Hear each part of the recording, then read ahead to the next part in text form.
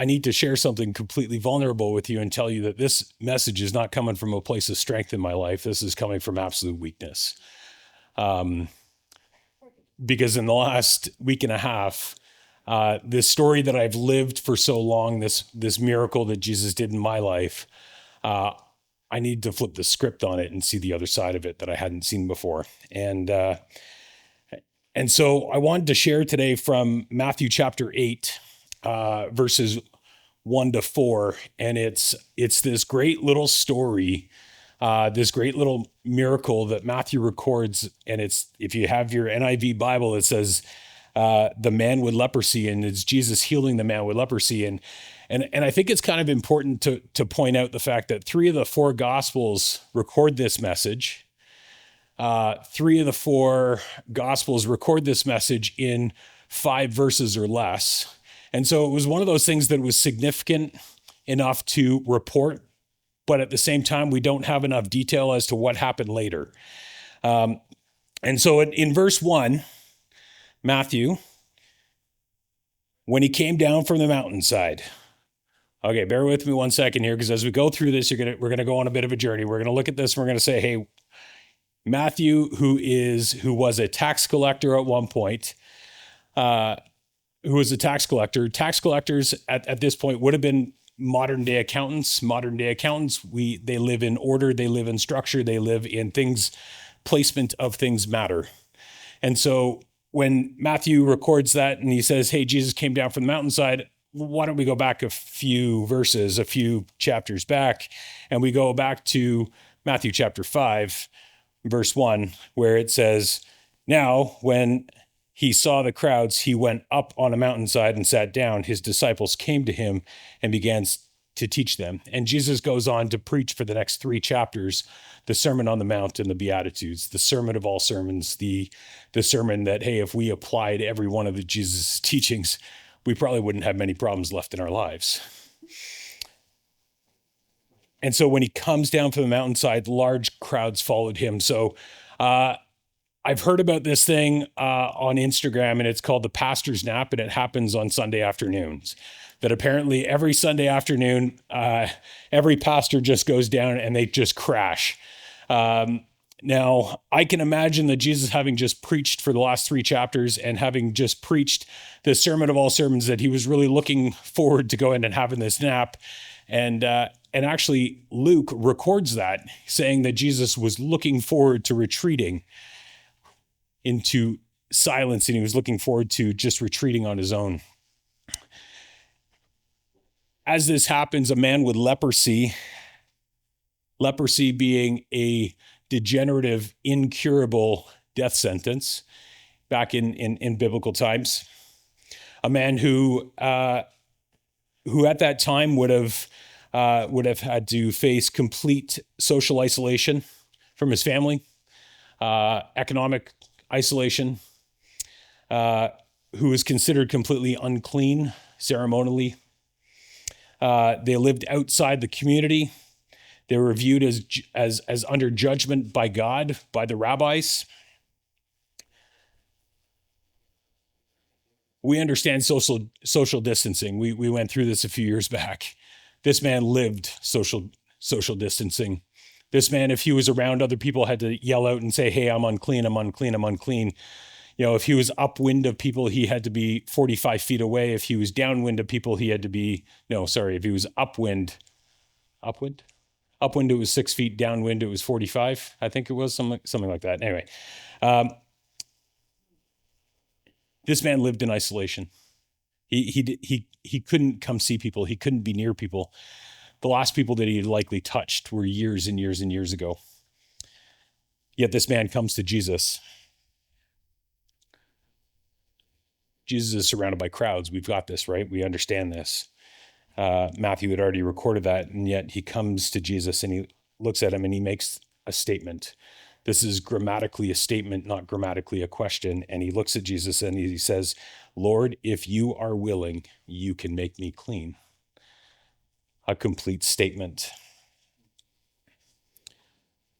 What does Jesus do in response?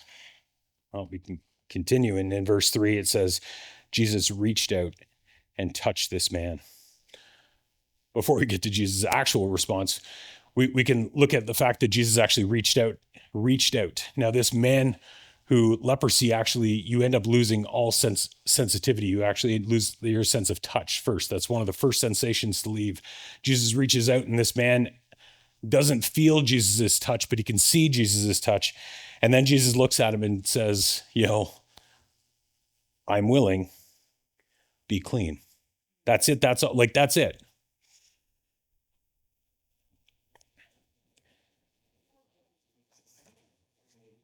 This isn't a man who had just been diagnosed with leprosy. Luke describes this man as a man who was covered in leprosy. A man who is covered in it head to toe, likely long-term leprosy. Lived in isolation long-term. This wasn't minor healing. This was a hopeless situation. And Jesus was still willing. Immediately, he was cured of his leprosy. Verse 4, we continue, and it basically comes to say, Jesus said to him, "Go and see you don't tell anyone." What? Why? What? Why? Short story here.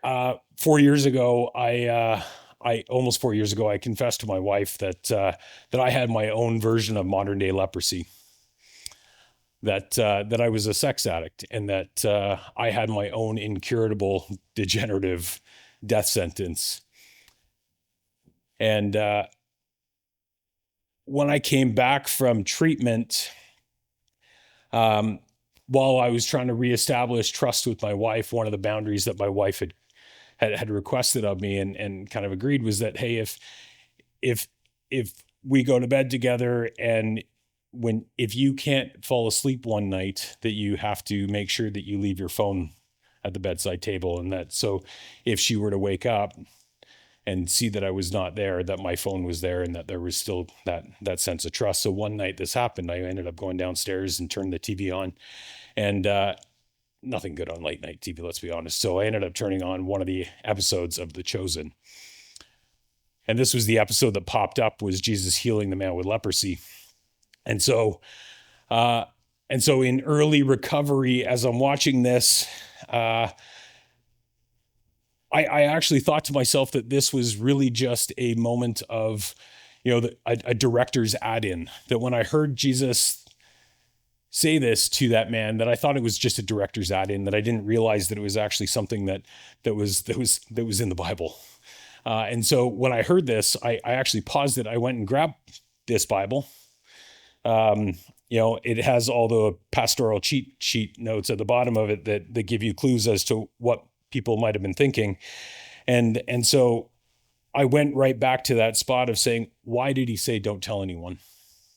And here's what I'm going to read it directly from my Bible. Number one, Jesus did not want to be considered just a miracle worker. 2, he did not want his teaching ministry hindered by too much publicity being given to his healing miracles. Or 3, he did not want his death to come prematurely. And so as I read all 3 of those, neither one of those actually sat very well with me, because they didn't satisfy the itch of what I felt at that time the Holy Spirit was trying to instill in me.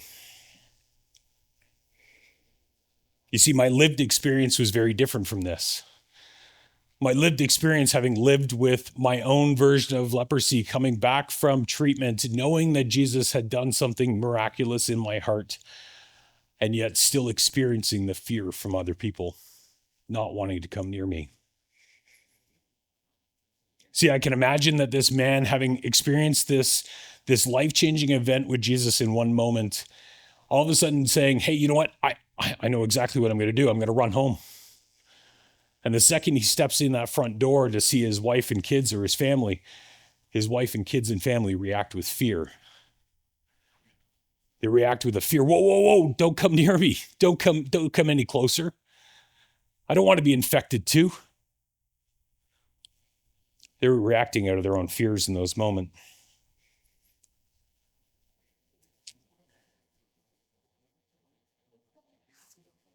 I had my own modern day leprosy.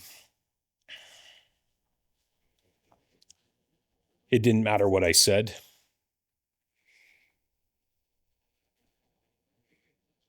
It mattered who I was going to become, and it was going to matter how I reacted from there on out. Jesus then continues and he says, "See that you don't tell anyone, but go show yourself to the priest and offer the gift Moses commanded as a testimony to them."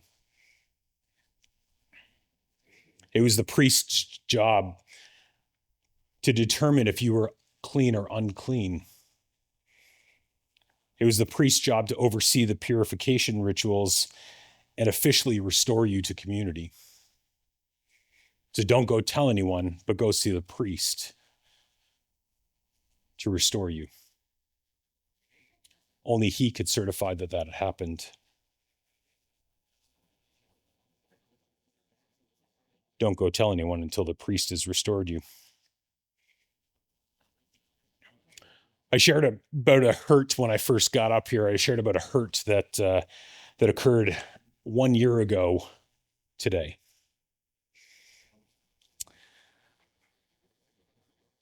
God's comedy in action, maybe. I don't know.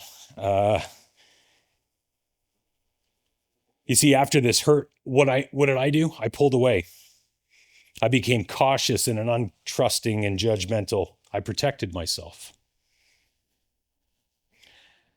This past week and a half, God has been showing me something I never noticed about the story before. You see, I knew the healing side of this. I knew the leprosy side of this. I knew the healing side that Jesus could do in my life. I understood that side really, really well. I experienced it. I lived it. I entered treatment, encountered Jesus. I came home knowing that I had done that Jesus had done something in my heart,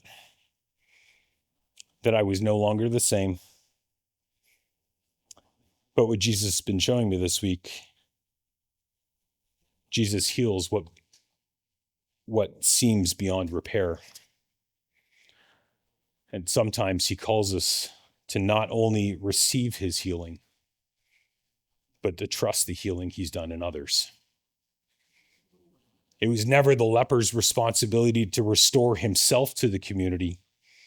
It was the priest's.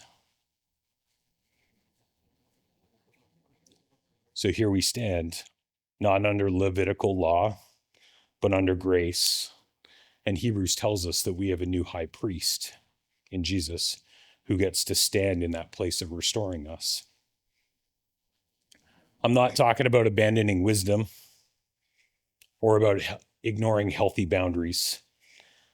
I'm talking about being willing to believe that Jesus can still change people. And so I think this passage leaves us with two challenges, two sides of the same coin. First, and sometimes the easy one for us to see is, hey, where is the leprosy? Where is the sin in our own hearts? Where is the sin in our own lives? And sometimes that's really easy I know it was for me. I had no problems picking that out. I felt a ton of shame as a result of that.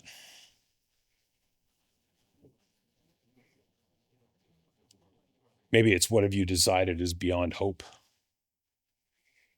Jesus still says, I'm willing. Or the second, who is the leper in your life? Who have you kept at distance? Who might Jesus have changed? And you've been unwilling to trust God's healing. Who might be God asking you to go and inspect? You see, the thing with coming to see someone that has leprosy is that there's this moment where you have to get close enough. That if they did have leprosy, that you'd actually have to get close enough to be able to touch. Oh, you feel that? Yeah, I feel that. Yeah, I feel that. Yeah, I can feel that you're cold and clammy. Oh, yeah, I'm nervous. You just had leprosy. You know, roll your sleeves up and to be able to see that the wounds have been healed and the scars remain.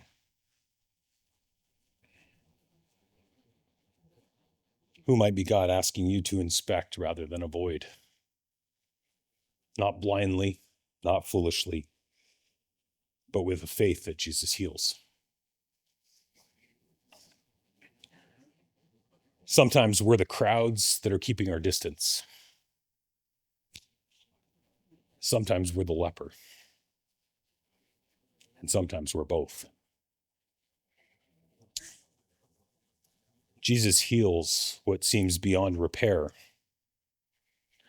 Sometimes he calls us to not only receive his healing, but to trust the healing he's done in others.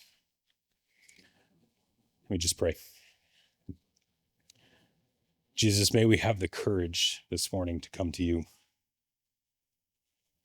And may we have the courage to come close enough to see what you've done in others. And Holy Spirit, in your time, convict us of the areas where our hearts are still broken and need your healing touch. Lord, give us discernment and courage in how we see others. Help us not assume the worst, pull away in fear, or judge too quickly. Give us the courage to do what we can, to obey what you're asking of us, and to walk in step with you.